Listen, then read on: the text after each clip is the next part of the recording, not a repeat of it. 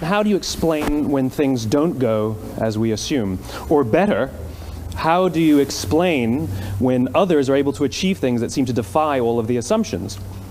For example, why is Apple so innovative? Year after year after year after year, they're more innovative than all their competition. And yet, they're just a computer company.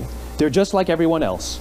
They have the same access to the same talent, the same agencies, the same consultants, the same media.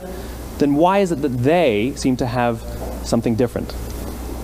Why is it that Martin Luther King led the civil rights movement?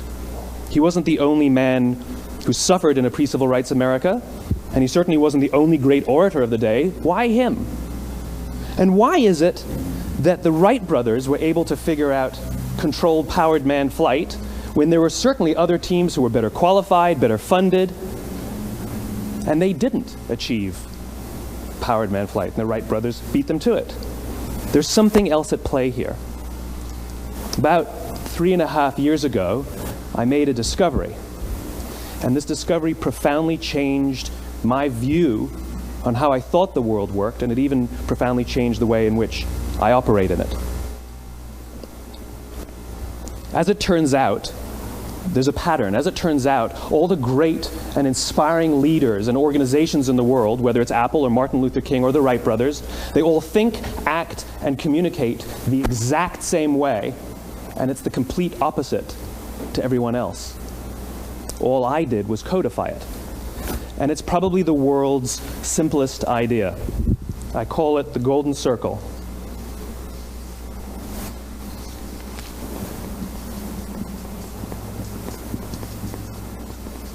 Why, how, what?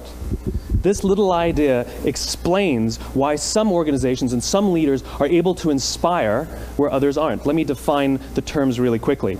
Every single person, every single organization on the planet knows what they do, 100%. Some know how they do it, whether you call it your differentiating value proposition or your proprietary process or your USP. But very, very few people or organizations know why they do what they do. And by why, I don't mean to make a profit. That's a result. It's always a result. By why, I mean what's your purpose? What's your cause? What's your belief? Why does your organization exist? Why do you get out of bed in the morning? And why should anyone care?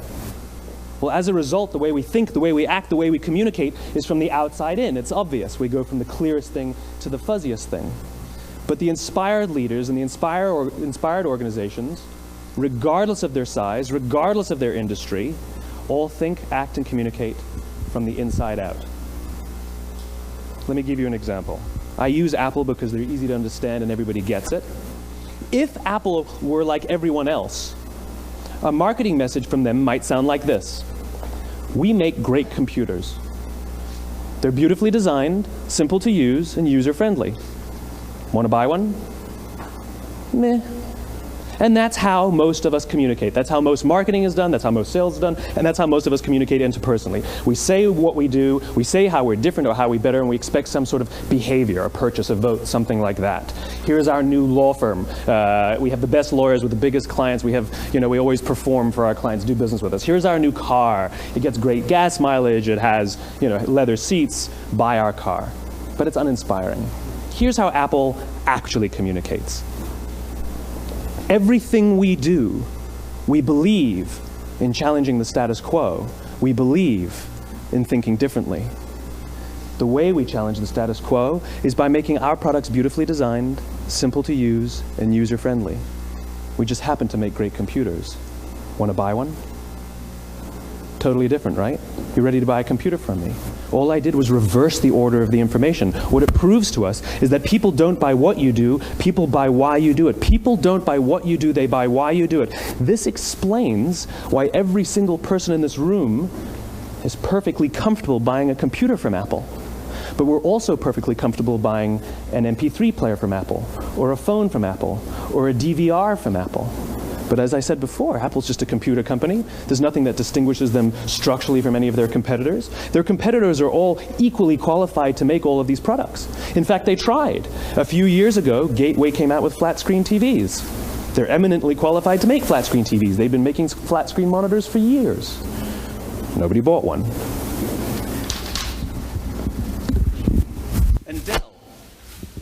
Dell came out with MP3 players and PDAs.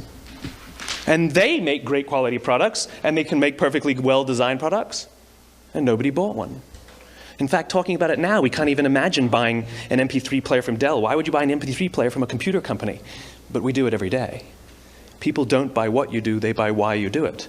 The goal is not to do business with everybody who needs what you have.